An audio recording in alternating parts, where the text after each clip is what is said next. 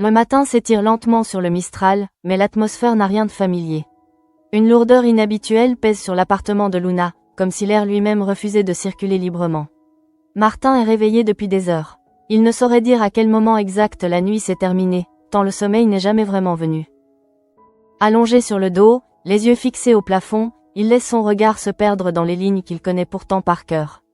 Chaque ombre devient une menace possible, chaque craquement du bâtiment un rappel brutal que le danger peut surgir à tout instant. Au pied de son lit, ses chaussures sont soigneusement posées contre le mur. Elles n'ont rien d'exceptionnel, mais depuis peu, elles sont devenues le centre invisible de toutes les peurs. Le sang retrouvé dessus a été identifié. Celui de Slimani. Cette certitude est tombée comme une condamnation silencieuse. Martin n'était pas simplement à proximité de la scène du crime. Il y était, et cette réalité, il la porte désormais comme un fardeau trop lourd pour son âge. Dans son esprit, une idée revient sans cesse, obsédante. S'il a vu le tueur, alors le tueur a peut-être vu son visage. Cette pensée ne le quitte plus, elle s'infiltre dans chacun de ses gestes, dans chacun de ses silences. Luna observe son mutisme avec une inquiétude grandissante. Elle reconnaît ce regard vide, cette façon de se replier sur soi quand la peur devient trop grande pour être exprimée avec des mots. Martin ne pose plus de questions. Il ne cherche plus à comprendre. Il obéit, se replie dans sa chambre, évite les regards, comme si disparaître un peu pouvait le rendre invisible aux yeux de celui qui le hante. 3 fois dans la nuit, il s'est réveillé en sursaut, le souffle court, persuadé d'avoir entendu quelqu'un derrière la porte. 3 fois, Luna est venue le rassurer, tentant de masquer sa propre angoisse pour ne pas ajouter la sienne à celle de l'enfant. Myrta, elle, n'a pas hésité une seconde à rester. Peu importe son dos en compote après avoir porté des sacs de course trop lourds, peu importe la fatigue qui lui brûle les muscles. Elle ne peut pas laisser Martin seul dans cet état. Elle a dormi sur le canapé, habillée, attentive au moindre bruit, prête à intervenir au moindre signe d'alerte. À l'aube, lorsqu'elle croise Thomas au Mistral, elle laisse enfin tomber le masque. Elle lui confie son inquiétude profonde, ce qu'ils vivent dépasse largement de simples cauchemars. Martin ne récupère pas. Il est coincé dans un état d'alerte permanent, comme si son corps et son esprit refusaient désormais de baisser la garde. Au commissariat, Idriss tourne en rond. Les pièces du dossier Slimani sont éparpillées devant lui, mais aucune ne lui apporte la réponse qu'il cherche vraiment. Son esprit revient sans cesse à Martin, à ce silence lourd, à cette retenue inhabituelle pour un enfant de son âge. Peu à peu, une certitude s'impose à lui. Martin ne se tait pas par blocage, mais par peur. Une peur précise, ancrée dans quelque chose de réel. Idriss est convaincu d'avoir croisé le tueur. Il ne pourrait pas décrire son visage avec certitude, mais il se souvient de cette sensation glaciale, de ce regard furtif qui lui a donné l'impression d'être observé par quelqu'un de dangereux, capable de frapper sans hésiter. À partir de là, tout devient plus clair. Si Martin a vu le tueur, alors il est devenu une cible potentielle. Et un enfant, face à une telle menace, choisit instinctivement le silence comme seul moyen de survie. Idriss comprend qu'il ne sert à rien de forcer les choses. Il faut d'abord protéger, sécuriser chaque déplacement, réduire les risques, gagner du temps. Et surtout, passer par Luna, parce qu'elle est la seule à qui Martin fait encore pleinement confiance. Pendant ce temps, Ariane s'attarde sur un détail qui ne cesse de la déranger. Stanislas, lorsqu'il lui parle de sa volonté de reconstituer l'itinéraire du tueur Slimani, son assurance la trouble. Il se repère dans Marseille avec une facilité déconcertante pour quelqu'un qui affirme venir de Lyon. Les rues, les raccourcis, les quartiers. Rien ne semble lui poser problème. Ariane lui fait remarquer, presque légèrement, mais son instinct s'active. Sa réponse est simple, il suffit de savoir lire une carte. Ariane acquiesce, tout en notant mentalement l'échange. Une carte peut expliquer beaucoup de choses, mais pas cette aisance instinctive, ni cette rapidité à se projeter dans un territoire censé lui être étranger. Dans le quartier, la vie continue, du moins en apparence. Un homme fatigué cherche Nisma. Il s'appelle Greg, sans domicile fixe, marqué par la rue, mais encore capable de demander de l'aide. Steve lui apprend que Nisma a quitté Marseille. La déception traverse immédiatement le regard de Greg, mais ce n'est pas l'absence qui le touche le plus. Ce qui le préoccupe réellement, c'est le duvet que Nisma lui avait donné et qu'on lui a volé. Un objet simple, mais vital pour survivre à la nuit. Steve promet de contacter une association, persuadé qu'il reste du temps pour arranger les choses.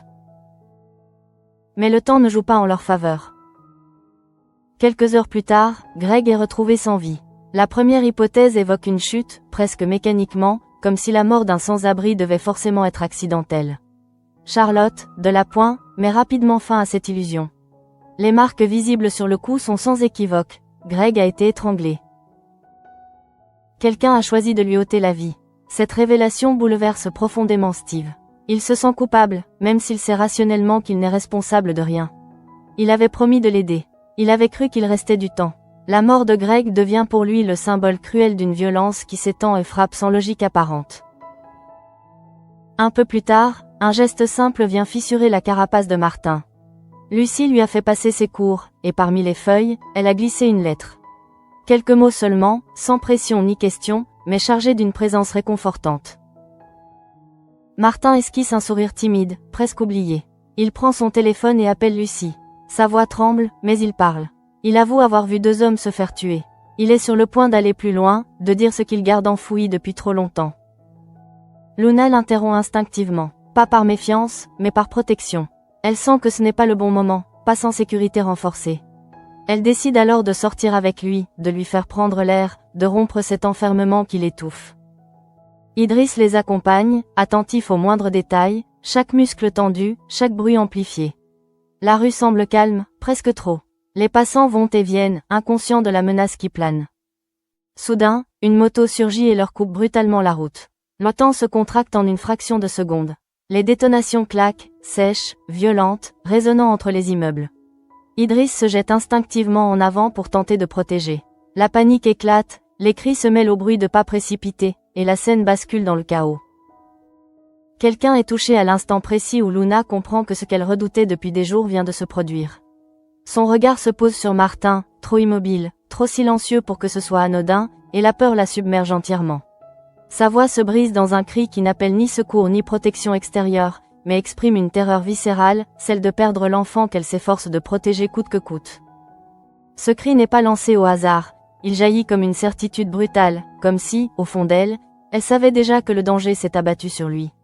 Elle hurle son prénom avec une intensité déchirante, tandis qu'Idriss tente de reprendre le contrôle de la situation, conscient que cette fusillade marque un point de non-retour. Le nom de Martin résonne dans la rue comme une évidence terrible, laissant planer une angoisse insoutenable sur son sort. Le chaos qui suit la fusillade semble s'étirer à l'infini, comme si le temps refusait de reprendre son cours normal. Les cris résonnent encore dans la rue quand Idriss parvient enfin à se redresser, le cœur battant à tout rompre. Son premier réflexe est de balayer la scène du regard, à la recherche de Luna, puis de Martin. Il sait que chaque seconde compte, que l'immobilité peut être synonyme de blessures graves, voire pire. Autour d'eux, les passants s'éloignent en courant, certains figés par la peur, d'autres appelant à l'aide sans vraiment comprendre ce qui vient de se produire. Luna est en état de choc. Elle tremble de tout son corps, incapable de détacher ses yeux de Martin. Elle a hurlé son prénom sans réfléchir, comme un réflexe viscéral, et maintenant la panique l'empêche de raisonner clairement. Idriss s'agenouille près d'eux, tente de garder une voix ferme malgré l'adrénaline qui lui brûle les veines. Il parle doucement, leur demande de ne pas bouger, d'attendre. Il inspecte rapidement, méthodiquement, cherchant le moindre signe de blessure, la moindre trace de sang. Le bruit lointain des sirènes commence à se rapprocher, mais pour Idriss, cela semble encore trop lent. Martin, lui, est figé. Son regard est perdu, comme s'il avait quitté la scène pour se réfugier ailleurs, dans un endroit où les coups de feu n'existent pas. Il ne pleure pas, il ne crie pas. Il reste là, silencieux, le visage pâle, les mains crispées. Cette absence de réaction inquiète Idriss presque autant que la perspective d'une blessure. Il sait que le choc peut être aussi violent que la balle elle-même. Luna tente de lui parler, de le ramener à elle, mais sa voix se brise à chaque mot. Quand les secours arrivent enfin, la rue est bouclée en quelques minutes. La police sécurise la zone, les ambulanciers prennent le relais avec une efficacité froide, presque mécanique. Idriss donne un premier compte-rendu, la gorge serrée, décrivant la moto surgie de nulle part, les tirs, la fuite rapide. Il sait déjà que ce détail va peser lourd dans l'enquête. Une attaque ciblée, rapide, exécutée avec précision. Rien d'improvisé. Tout laisse penser que quelqu'un savait exactement où frapper et à quel moment. Luna refuse de s'éloigner de Martin. Elle s'accroche à lui comme si le lâcher un instant pouvait suffire à le perdre. Les secours tentent de la rassurer, expliquent qu'ils doivent vérifier, qu'il faut faire confiance aux procédures. Idriss observe la scène avec un sentiment d'échec qui s'insinue en lui. Il était là pour les protéger. Et pourtant, le danger les a rattrapés. Cette pensée le hante déjà. Au commissariat, l'ambiance est lourde quand la nouvelle tombe. La fusillade en pleine rue marque une escalade évidente. Ariane arrive peu après, encore sous le choc, mais déjà en mode enquête. Elle écoute attentivement le récit d'Idriss, pose des questions précises, note chaque détail. La description de la moto, la manière dont l'assaillant a agi, la rapidité de la fuite. Tout cela confirme ses craintes. Ils ont affaire à quelqu'un de méthodique, qui n'hésite pas à tirer pour faire taire. Très vite, une question s'impose à tous. La cible était-elle Luna, Martin, ou les deux? Ariane sent un frisson lui parcourir l'échine. Si Martin est visé, alors la situation est encore plus grave qu'elle ne l'imaginait. Cela signifierait que le tueur sait, ou croit savoir, que l'enfant détient une information cruciale. Et cela expliquerait aussi son silence obstiné. Martin n'a jamais cessé d'avoir peur, parce qu'au fond de lui, il pressentait que la menace finirait par se matérialiser. Pendant que l'enquête s'organise, Luna est conduite à l'écart. L'adrénaline retombe, laissant place à une fatigue écrasante et à une angoisse sourde. Elle réalise peu à peu ce qui aurait pu se produire, ce qu'elle a frôlé. La simple idée de perdre Martin lui coupe le souffle. Elle s'en veut de l'avoir fait sortir, de s'être dit que quelques minutes à l'air libre ne pouvaient pas être dangereuses. Idriss tente de la rassurer, mais ses mots peinent à apaiser cette culpabilité qui la ronge déjà. De son côté, Martin est pris en charge, mais son mutisme persiste. Les médecins parlent de choc, recommandent du repos, du calme. Mais Idriss sait que le problème est plus profond. Ce que Martin porte en lui ne peut pas être soigné par quelques heures de sommeil. L'enfant est confronté à une réalité brutale, quelqu'un est prêt à tuer pour préserver un secret. Et ce secret, il le détient peut-être. Ariane, elle, ne parvient pas à chasser de son esprit l'image de Stanislas. Elle repense à cette conversation anodine, à cette aisance troublante dans les rues de Marseille. Rien de concret, rien de répréhensible. Mais son instinct lui souffle de rester vigilante. Dans une affaire où chaque détail compte, elle refuse d'écarter la moindre incohérence. Elle décide discrètement de creuser, de vérifier certains éléments, sans alerter qui que ce soit pour l'instant. Au fil des heures, la tension monte. Les policiers comprennent qu'ils ne sont plus face à une simple affaire criminelle, mais à une situation explosive où la moindre erreur peut coûter cher. La fusillade a changé la donne. Elle a brisé l'illusion d'un danger lointain et abstrait. Désormais, la menace est tangible, immédiate, et elle rôde autour de ceux qui détiennent la vérité. Idriss se retrouve seul un instant, adossé à un mur du commissariat. Il ferme les yeux, inspire profondément. Il revoit la scène, encore et encore. La moto, les tirs, le cri de Luna. Il se promet intérieurement que cela ne se reproduira plus. Quoi qu'il en coûte, protéger Martin n'est plus seulement une mission professionnelle. C'est devenu une nécessité vitale, presque personnelle. Pendant ce temps, Luna reste auprès de Martin, refusant de le quitter. Elle sait que les jours à venir seront décisifs. Soit Martin finira par parler, soit la peur continuera de le réduire au silence. Et après ce qu'ils viennent de vivre, elle comprend une chose essentielle, le danger n'est pas près de s'éloigner. Il s'est déjà invité dans leur quotidien, et il ne partira pas sans avoir laissé de nouvelles blessures. La nuit tombe sur Marseille, et avec elle, une certitude glaçante s'installe chez chacun d'eux. La fusillade n'était pas un simple avertissement. C'était un message, et personne ne sait encore jusqu'où l'auteur de cette violence est prêt à aller pour que la vérité ne voie jamais le jour. Le retour au calme est trompeur. Après la fusillade, la rue a été nettoyée, les barrières retirées, les passants ont repris leurs habitudes, mais pour ceux qui ont vécu la scène, rien ne s'est vraiment refermé. Idriss sent encore la tension dans ses épaules quand il franchit la porte du commissariat. Les images tournent en boucle dans sa tête, comme un film qu'il n'arrive pas à arrêter. La moto surgissant de nulle part, le claquement sec des tirs, la panique immédiate, et surtout ce cri de Luna qui continue de résonner en lui. Il sait que cette attaque n'était pas un hasard. Quelqu'un a voulu marquer un territoire, imposer le silence par la peur. Luna, de son côté, tente de reprendre pied, mais chaque geste lui demande un effort considérable. Elle s'installe près de Martin, refuse de le quitter, comme si sa présence seule pouvait faire barrage au danger. L'enfant reste enfermé dans une bulle silencieuse. Il répond à peine, hoche parfois la tête, mais son regard demeure fuyant. La fusillade a confirmé ce qu'il redoutait depuis le début, sa peur était fondée. Le danger n'était pas une invention de son esprit traumatisé, mais une réalité prête à frapper. Et cette certitude rend ces mots encore plus difficiles à prononcer. Idriss tente une approche différente. Il ne parle pas de l'enquête, ni du tueur, ni des conséquences. Il lui parle de protection, de sécurité, de ce qu'ils peuvent faire pour empêcher que cela se reproduise. Il insiste sur le fait qu'il n'est plus seul, que des adultes sont là pour l'entourer. Mais au fond de lui, Idriss sait que ses paroles ont leurs limites. Martin a vu quelque chose que personne ne peut effacer. Et tant que cette image restera intacte dans sa mémoire, le silence lui semblera être le seul refuge possible. Au commissariat, Ariane ne perd pas de temps. La fusillade a renforcé son intuition, l'affaire Slimani est bien plus vaste qu'il ne l'imaginait. Elle épluche les rapports, recoupe les témoignages, cherche la moindre incohérence. Et inévitablement, son esprit revient à Stanislas. Rien de concret ne lui permet de l'incriminer, mais cette aisance dans Marseille, cette manière de s'approprier le terrain comme s'il y avait toujours évolué, continue de la déranger. Elle décide de vérifier certains détails, discrètement, sans alerter ses collègues. Elle sait que l'instinct policier, même sans preuve immédiate, mérite d'être suivi. Pendant ce temps, une autre affaire laisse des traces profondes. La mort de Greg n'est pas reléguée au second plan, malgré l'ampleur de la fusillade. Steve n'arrive pas à s'en détacher. Il repense à cette promesse faite trop tard, à ce duvet qu'il n'a pas eu le temps de remplacer. L'idée que Greg ait été étranglé, réduit au silence comme un témoin gênant, le bouleverse profondément. Il commence à se demander si cette mort est réellement isolée, ou si elle s'inscrit dans la même logique que l'attaque visant Luna et Martin. Cette violence diffuse, qui frappe les plus fragiles, semble suivre un fil invisible. Steve partage ses doutes avec Bauer. Il n'affirme rien, mais il ressent un malaise persistant. Greg avait parlé. Il cherchait Nisma, racontait qu'on lui avait volé son duvet. Peut-être a-t-il vu quelque chose. Peut-être a-t-il entendu une conversation qu'il n'aurait pas dû.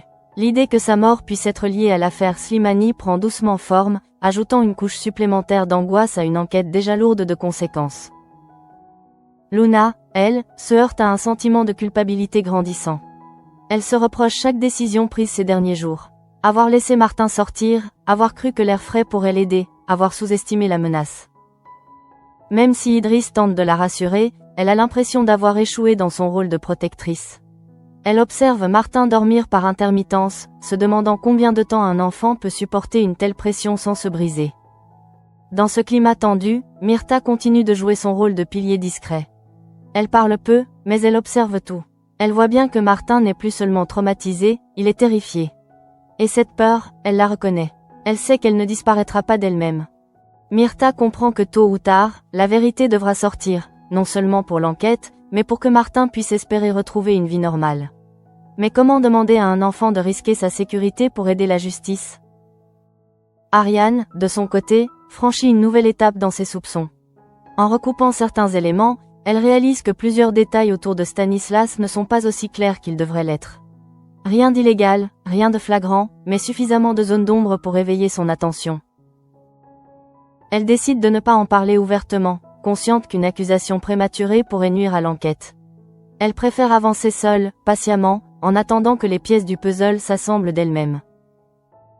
Idriss sent la pression monter. La fusillade a attiré l'attention, et il sait que chaque mouvement est désormais observé. Protéger Martin devient une priorité absolue, mais cela implique aussi de limiter sa liberté, de restreindre ses déplacements, de le maintenir dans un cocon qui pourrait à terme devenir étouffant. Idriss s'interroge sur les conséquences psychologiques de ces mesures. À force de vouloir le protéger, ne risque-t-on pas de renforcer encore davantage sa peur? La nuit tombe une nouvelle fois sur le Mistral, enveloppant le quartier d'un calme artificiel. Derrière les façades familières, l'angoisse circule toujours, invisible mais omniprésente.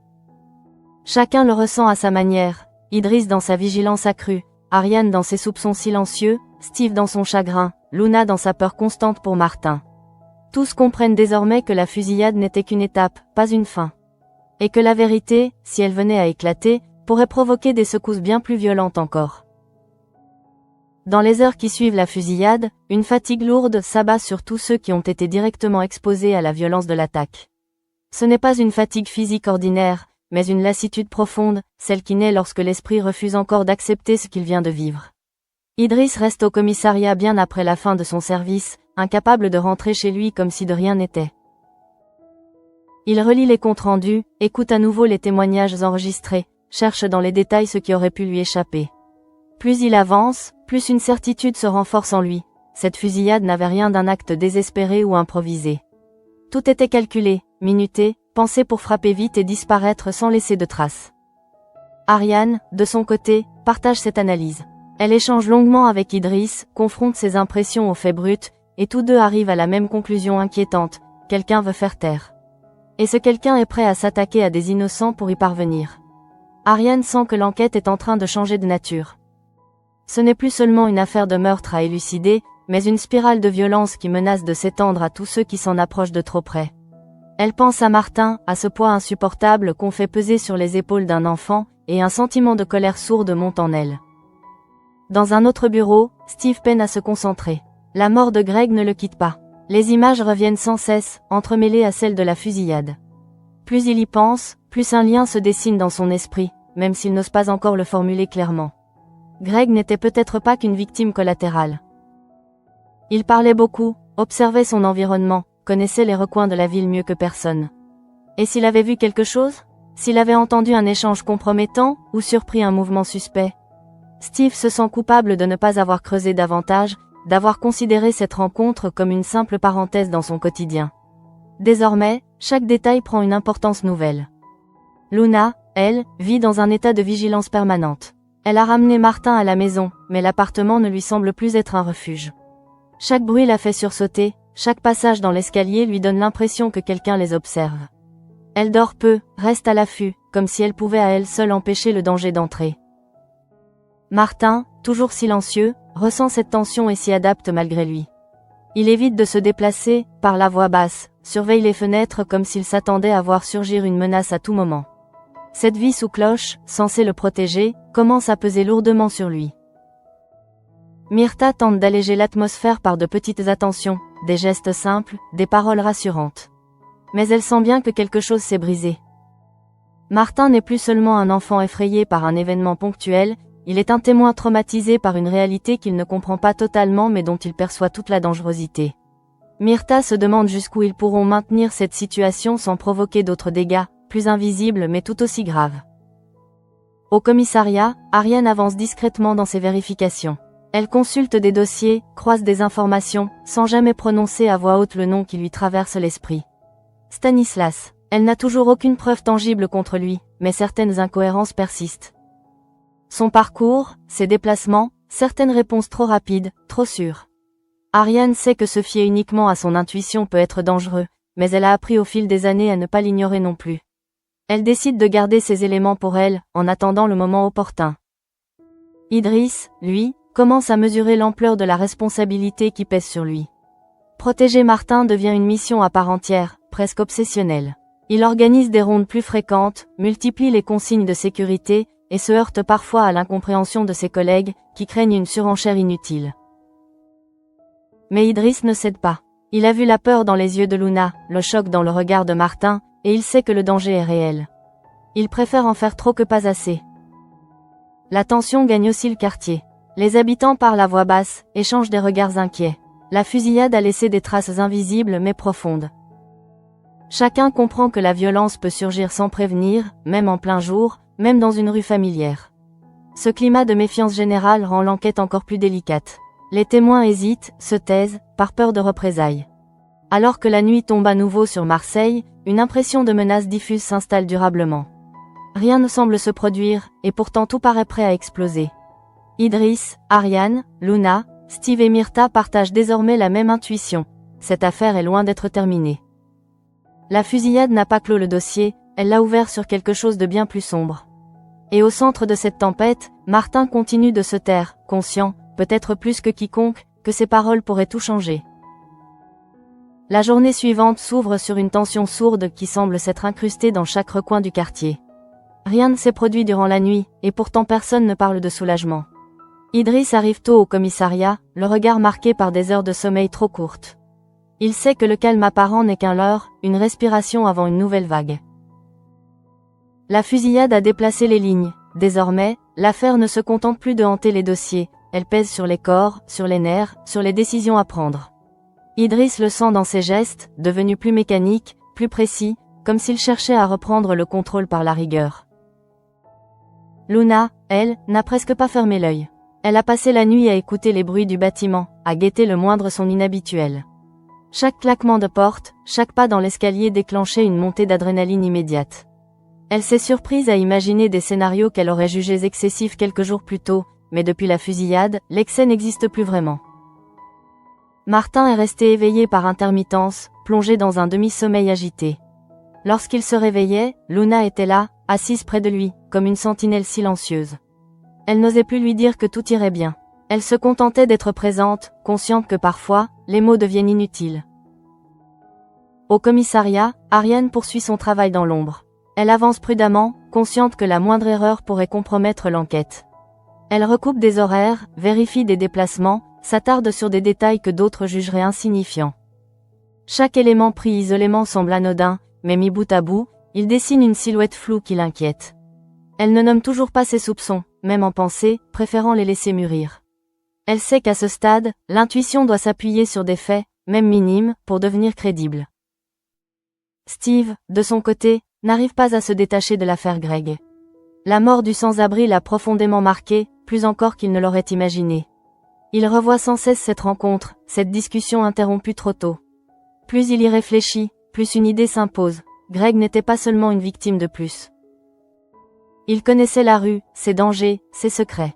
Steve commence à évoquer cette possibilité avec prudence, conscient que cela peut sembler tiré par les cheveux. Mais il sent qu'il y a là un angle mort de l'enquête, quelque chose qui mérite d'être exploré avant d'être écarté. Idriss écoute Steve avec attention. Il ne balaie pas l'hypothèse, bien au contraire. Depuis la fusillade, il est convaincu que cette affaire fonctionne par cercles concentriques, touchant des personnes très différentes mais reliées par un même fil invisible. Si Greg a été étranglé, ce n'est peut-être pas par hasard. Idriss comprend que l'enquête ne peut plus se limiter à un seul événement. Chaque victime potentielle, chaque témoin indirect, peut détenir une pièce du puzzle. Pendant ce temps, Martin reste enfermé dans son silence. Les tentatives pour le faire parler se heurtent à un mur de peur. Ce n'est pas de l'obstination, ni un refus délibéré. C'est une stratégie de survie. Luna le voit bien. Chaque fois qu'un adulte aborde, même de loin, le sujet de ce qu'il a vu, son corps se crispe, son regard se ferme. Elle se demande combien de temps un enfant peut supporter une telle pression sans craquer. Elle redoute autant le moment où il parlera que celui où il continuera à se taire. Myrtha essaie de maintenir un semblant de normalité. Elle prépare des repas, lance des conversations banales, parle de choses du quotidien, comme pour rappeler que la vie continue malgré tout. Mais derrière cette façade, elle aussi s'inquiète.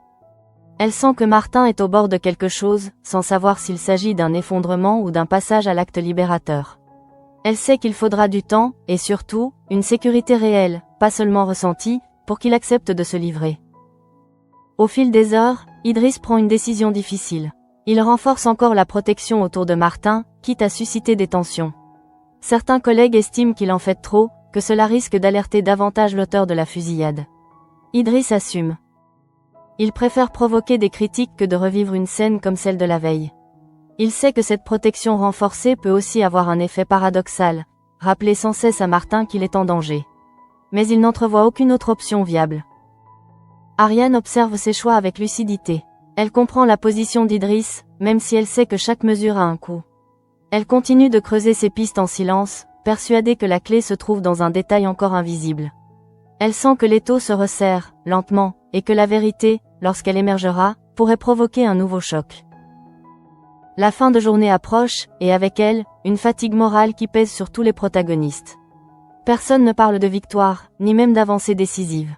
Mais une chose est désormais claire, la fusillade a changé la nature de l'affaire. Elle a transformé la peur en certitude, le soupçon en menace concrète. Et au cœur de cette tempête, Martin reste silencieux, porteur d'un secret qui pourrait faire basculer l'enquête, mais aussi sa propre vie. La nuit qui s'installe sur Marseille n'apporte aucun apaisement.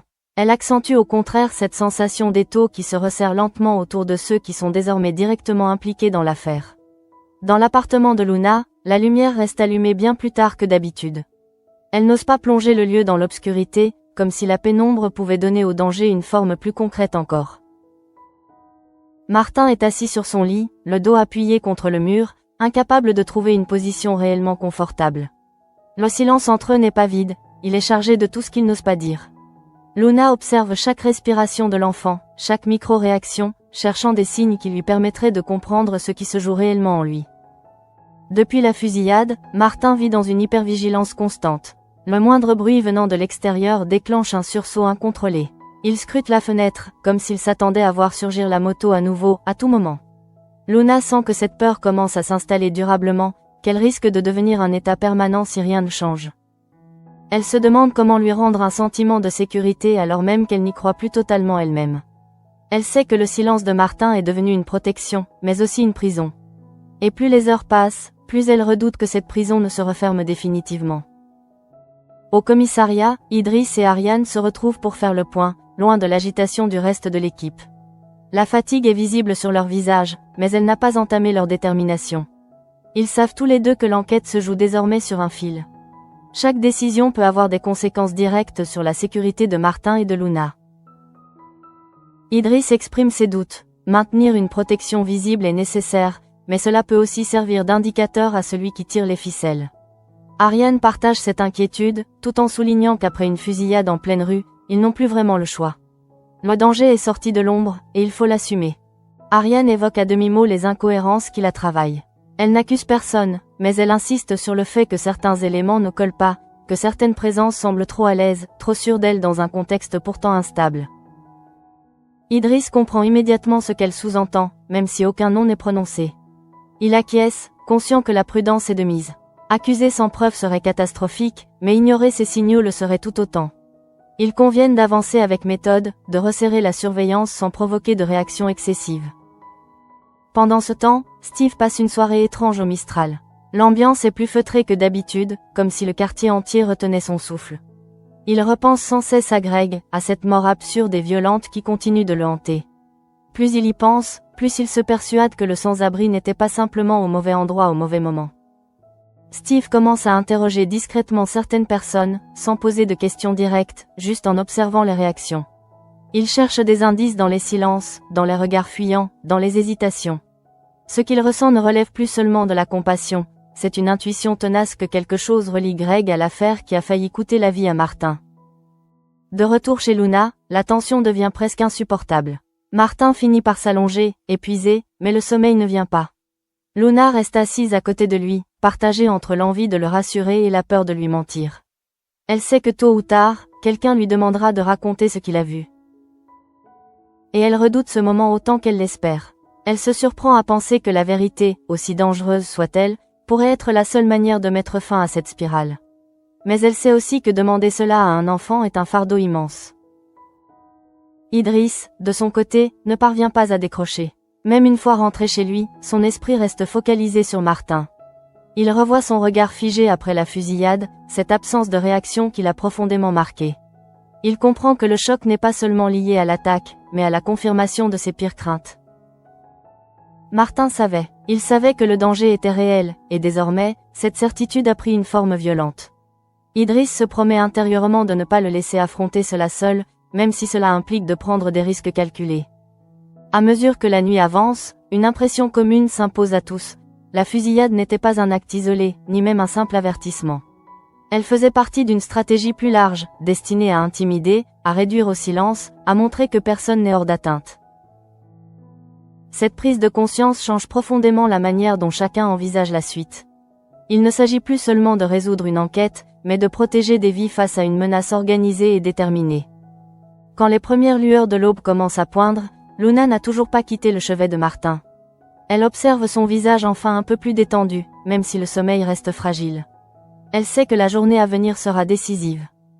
Quelque chose devra bouger, forcément. Le silence ne pourra pas durer éternellement. Et au fond d'elle, une question la hante. Lorsque Martin parlera, sera-t-il enfin en sécurité, ou aura-t-il déclenché quelque chose de bien plus dangereux encore? L'aube se lève enfin sur Marseille, mais elle n'apporte ni soulagement ni clarté. La lumière du matin révèle au contraire l'ampleur de la nuit traversée, laissant apparaître sur les visages une fatigue qui n'est plus seulement physique. Chez Luna, le temps semble suspendu. Martin dort encore, d'un sommeil fragile, haché, comme s'il se battait même dans ses rêves contre ce qu'il a vu et ce qu'il ressent. Luna n'a pas bougé de sa place. Elle a passé la nuit à observer l'enfant, à compter ses respirations, à tenter de se convaincre que le pire est passé. Mais au fond d'elle, une certitude s'impose lentement, rien n'est terminé. Lorsque Martin ouvre enfin les yeux, son regard est différent. Il n'est pas apaisé, mais il semble plus lucide, comme si quelque chose avait mouru durant la nuit.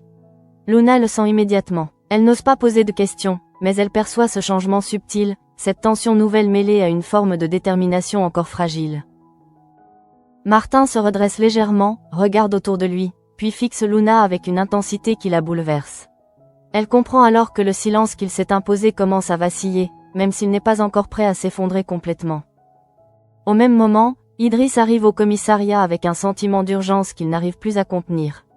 Il a passé la nuit à ressasser chaque détail de la fusillade, chaque seconde où tout aurait pu basculer définitivement. Il sait que quelqu'un a été touché, que la situation aurait pu être dramatique, irréversible. Cette pensée le hante. Il ressent un mélange de colère et de culpabilité, se demandant s'il aurait pu anticiper davantage, agir plus vite, différemment. Mais il sait aussi que cette attaque dépasse désormais le cadre d'une simple erreur ou d'un manque de vigilance. C'est un message clair, violent, adressé à tous. Ariane rejoint Idriss peu après. Elle a le visage fermé, concentré. La nuit lui a permis de mettre de l'ordre dans ses idées, et certaines pièces du puzzle commencent à s'assembler. Elle n'a toujours pas de preuves définitives, mais elle est convaincue que l'enquête approche d'un point de rupture. La fusillade a provoqué un choc, mais aussi une accélération. Les masques commencent à glisser, les silences deviennent plus lourds, plus révélateurs. Ariane sait que le temps joue contre eux, mais aussi contre celui qui cherche à imposer la peur. Steve, de son côté, n'a presque pas dormi non plus. La mort de Greg et la fusillade se superposent désormais dans son esprit comme deux facettes d'une même violence. Il se rend compte que cette affaire l'a transformé. Lui qui se sentait parfois spectateur des drames du Mistral se retrouve désormais impliqué émotionnellement, presque viscéralement. Il ne peut plus se contenter d'être touché, il a besoin de comprendre. Il continue de rassembler des éléments, de réfléchir aux liens possibles, convaincu que la vérité ne se trouve pas là où on l'attend le plus. Chez Luna, la tension atteint son paroxysme. Martin finit par murmurer quelques mots, hésitant, comme s'il lui brûlait la gorge. Il ne raconte pas encore tout, mais il laisse entendre qu'il a vu plus qu'il ne l'a jamais dit. Luna sent son cœur se serrer. Elle comprend que le moment redouté approche. Elle voudrait le protéger encore, le garder à l'abri de cette réalité trop violente pour un enfant, mais elle sait désormais que le silence ne le protège plus. Il l'enferme, et cette prise de conscience est douloureuse, presque insupportable. Idriss est informé de ce frémissement. Il se rend rapidement chez Luna, conscient que chaque minute compte. Lorsqu'il arrive, il perçoit immédiatement la gravité de la situation. Martin n'est plus seulement un témoin potentiel, il est un enfant au bord d'un basculement émotionnel. Idriss adopte une attitude mesurée, posée, loin de toute pression. Il ne pose pas de questions directes. Il se contente d'expliquer, calmement, qu'ils feront tout pour le protéger, quoi qu'il décide de dire ou de taire. Mais il sait aussi que cette promesse a ses limites face à une menace aussi concrète. Luna observe cet échange avec une angoisse sourde. Elle voit Martin lutter intérieurement, partagé entre la peur des représailles et le besoin presque vital de se libérer de ce poids. Elle comprend que ce combat dépasse désormais son rôle de mère de substitution, de protectrice quotidienne. Elle se sent démunie, impuissante, et cette sensation la frappe de plein fouet. Pour la première fois depuis longtemps, elle se sent dépassée par les événements. Au commissariat, Ariane reçoit de nouvelles informations qui confirment ses craintes. Certains éléments concordent, d'autres soulèvent encore plus de questions. Elle comprend que la fusillade n'était pas seulement destinée à intimider Martin, mais aussi à tester les limites des forces de l'ordre, à voir jusqu'où il serait prêt à aller. Cette réalisation renforce sa détermination, mais elle sait aussi qu'elle les expose à un danger accru. L'affaire Slimani est devenue un champ de mine où chaque pas doit être calculé. La journée avance, lourde de promesses et de menaces. Martin, toujours fragile, semble prêt à parler, sans que personne ne sache quand ni comment. Idriss se prépare à cette éventualité, conscient que ce témoignage pourrait être décisif, mais aussi explosif. Luna oscille entre espoir et terreur, incapable de savoir si la vérité apportera la paix ou déclenchera une nouvelle vague de violence. Et tandis que le Mistral reprend lentement son agitation habituelle, une certitude s'impose à tous, la fusillade a marqué un point de non-retour. Plus rien ne sera comme avant. Le danger n'est plus abstrait, il a un visage, une intention, une détermination. Et au cœur de cette tempête, Martin, encore enfant, porte désormais un secret qui pourrait faire tomber des masques, ou en appeler de nouveaux, bien plus dangereux encore. La peur est toujours là. Mais désormais, elle s'accompagne d'une autre émotion, fragile et incertaine. La possibilité que la vérité, enfin, commence à émerger.